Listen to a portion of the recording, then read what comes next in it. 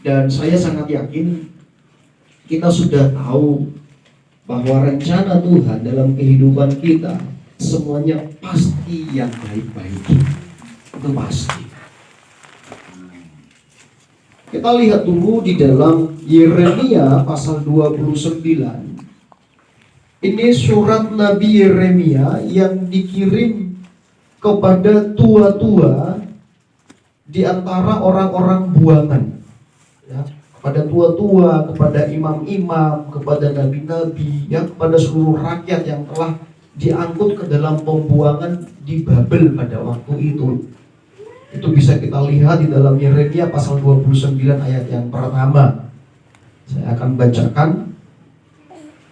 Beginilah bunyi surat yang dikirim oleh Nabi Yeremia dari Yerusalem kepada tua-tua di antara orang buangan, kepada imam-imam, kepada nabi-nabi, dan kepada seluruh rakyat yang telah diangkut ke dalam pembuangan oleh Nebukadnezar dari Yerusalem ke Babel.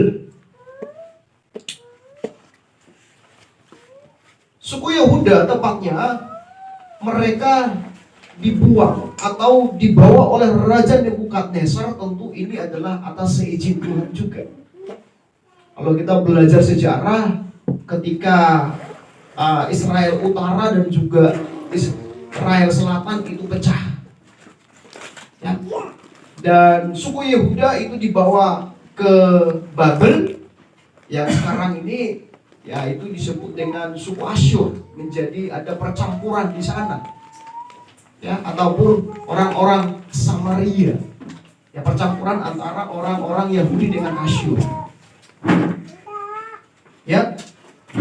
Nah, karena dosa yang dilakukan oleh bangsa Israel, maka kerajaan itu menjadi pecah. Sehingga sebagian itu dibuang ke daerah Babel. Dan di ayat yang ke-20, di ayat yang ke-10, mereka itu di Babel selama 70 tahun. Cukup lama. Bisa dikatakan bisa satu generasi. 70 tahun mereka ada di Babel. Sudah barang tentu di dalam pemikiran kita, kalau ada di daerah buangan atau ada di daerah perantauan katanya, ya, maka pasti ini tidak enak. Beda dengan merantau. Kalau anak kita si merans ke Jepang itu karena ada hal yang mau dia cari di sana, katakan pengalaman ataupun katakan untuk bekerja, itu bisa saja dia nikmati. Tetapi karena keadaan pemerintahan sehingga semua bangsa itu, khususnya di sini suku Yehuda, mereka harus diasingkan ke Babel. Tentu mereka di sana merasa tidak enak. Itu pasti. Karena namanya dibuang. Atau katakanlah bangsa Indonesia dijajah seperti itu. Pasti tidak enak. Ya. Tapi firman Tuhan melalui Yeremia kepada suku Yehuda yang ada di Babel, mereka diberikan suatu pengharapan kepada mereka bahwasanya semua itu di dalam rancangan Tuhan. Bapak Ibu saudara saudari, masih sering saya mendengarkan selentingan di luar sana. Nasib, oh nasib. Jadi seolah-olah nasibku sudah begini, atau takdirku sudah begini, sudah kehendak Tuhan begini. Mengalami penderitaan, mengalami kesusahan, mengalami masalah persoalan, katanya itu kehendak Tuhan. Saat ini kita harus garis bawahi, no. Rencana Tuhan, rancangan Tuhan tidak pernah supaya kita susah, menderita, masalah, tidak pernah. Amin Bapak Ibu. Tapi rencana Tuhan di dalam kehidupan kita supaya kita berhasil, supaya kehidupan kita bahagia. Garis Gary, khususnya dalam pernikahan, supaya pernikahan itu bagaimana rencana Tuhan? Masih ingat pelajaran di sekolah? Supaya apa? Supaya terjadi mujizat, Pak. Mujizat, oke bolehlah. Di Kejadian supaya apa? Suasana nikah itu keluarga. Suasana taman, Pak. Suasana taman. Di tengah-tengah hubungan suami dan istri supaya ada suasana taman. Pak Giri suka ke taman, Pak Giri? Pasti suka. Bu Giri juga pasti suka ya. Tidak ada seorang pun yang tidak suka ke taman. Karena di taman itu indah. Bayangan kita taman itu sejuk, indah, banyak bunga-bunga. Apalagi di Taman Eden pada waktu itu ada sungai yang mengalir, ada kicauan burung yang yang berbunyi. Wah, pasti indah sekali. Itulah rancangan Tuhan, khususnya dalam pernikahan keluarga, supaya bersuasanakan keindahan. Amin. Ya, ada beberapa juga yang sudah berkeluarga di sini, ya. Layak saya margagun, Tom, ya? Iya, Pak. Ya, supaya berbahagia. Itu rancangan Tuhan. Saya dengan istri supaya berbahagia.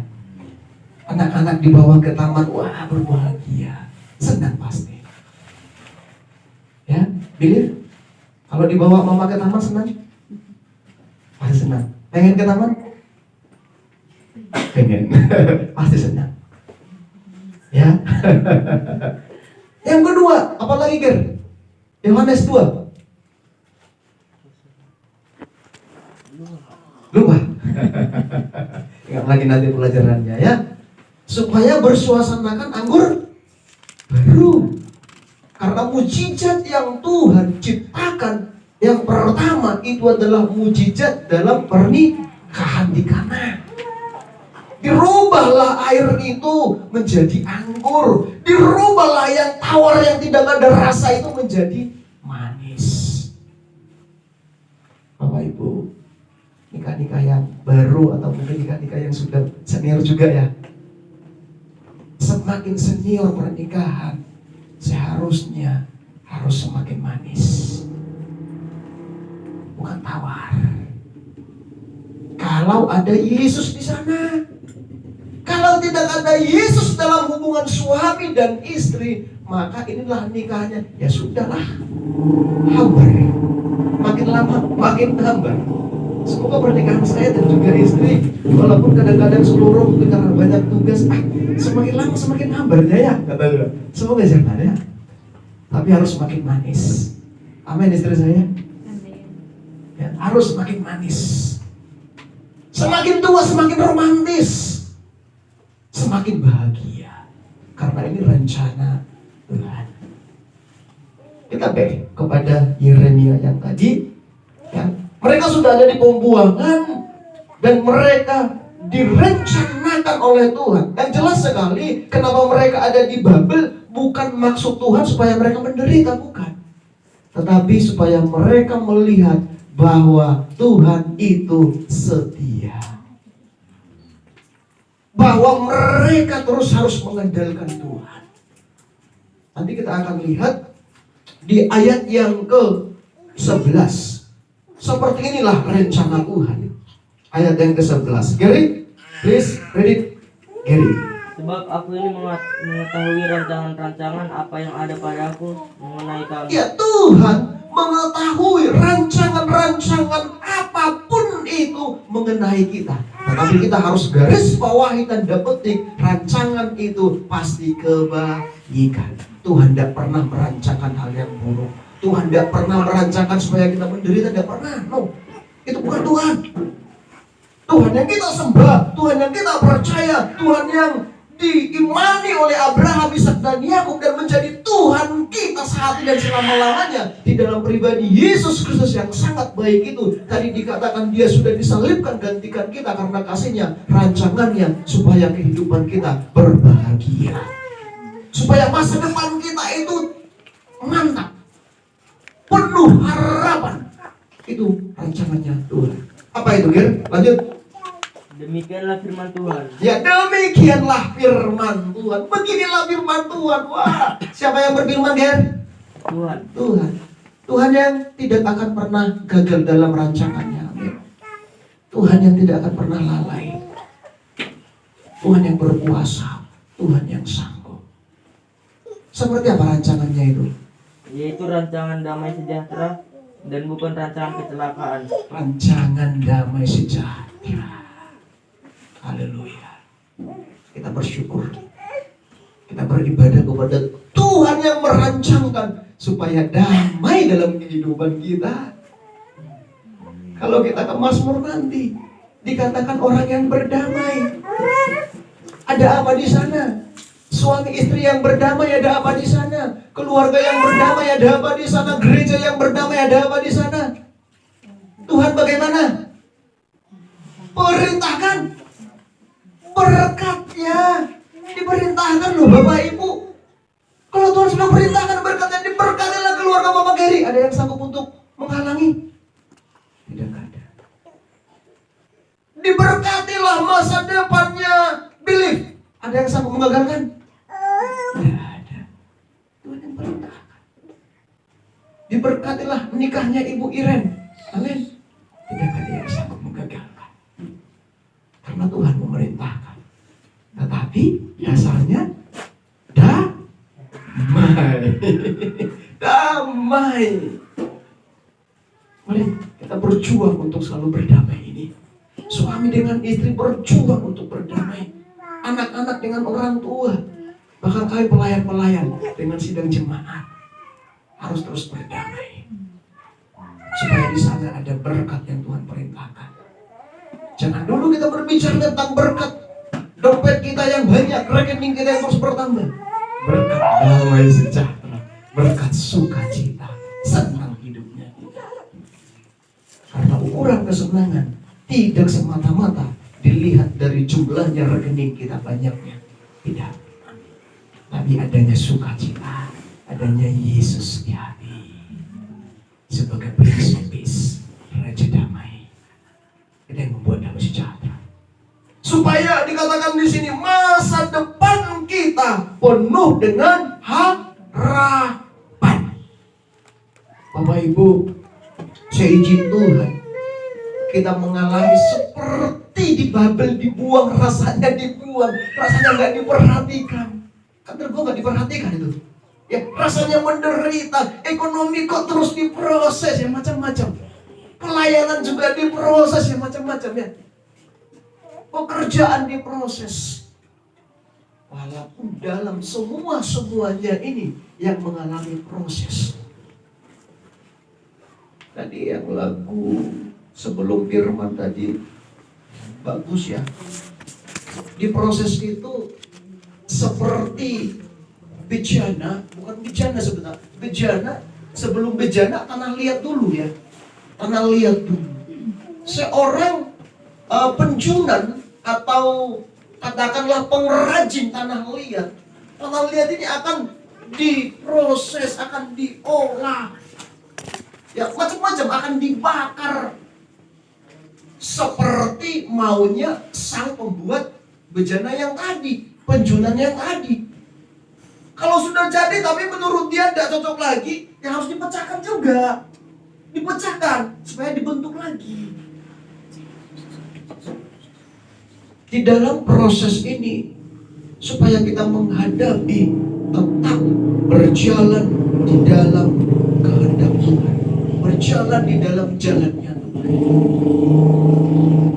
Karena semakin diproses akan semakin kelihatan.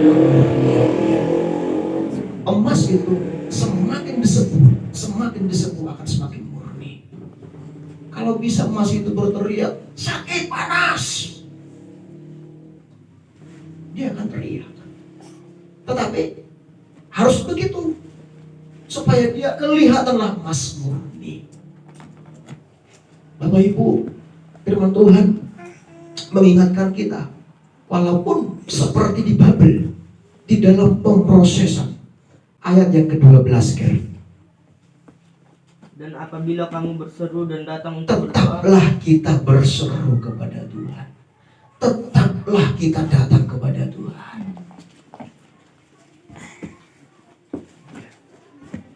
Supaya tidak memakai pemikiran sendiri, tidak mengandalkan kekuatan sendiri, karena kita tidak kuat, kita tidak mampu. Kalaupun seolah-olah bisa kita lakukan, tapi itu bukan solusi yang pas, bukan jalan keluar yang tepat, hanya sementara bisa untuk menutupi persoalan.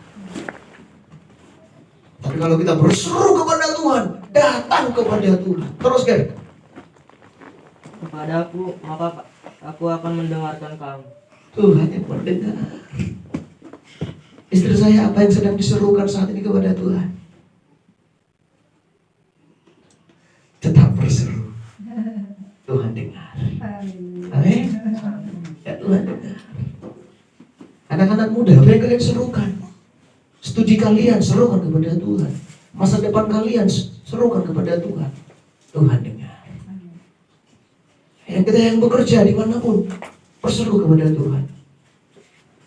Tuhan akan berkati. Tuhan akan promosikan.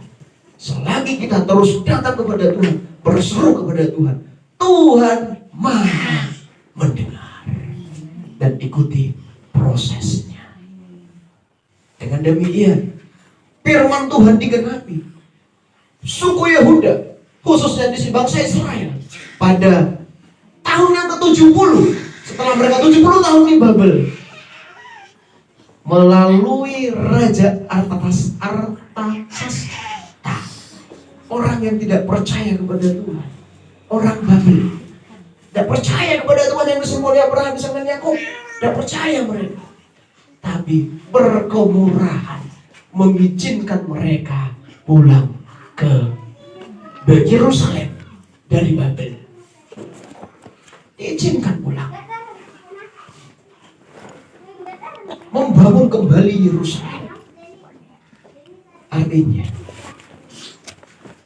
tetap berseru kepada Tuhan, percaya kepada Tuhan, maka cara Tuhan itu luar biasa untuk menolong kita. Orang yang tidak percaya Tuhan pakai untuk menolong orang Yerusalem. Mereka kembali karena Tuhan. Mereka percaya. Cara Tuhan banyak sekali untuk menolong kita.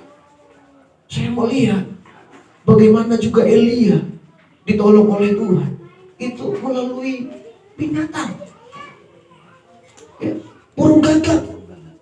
Itu burung yang buas. Tapi Tuhan pakai. Artinya orang-orang di luar sana yang tidak percaya kepada Tuhan pun, kalau Tuhan sudah perintahkan berkatnya, bisa memberkati kita. Amin.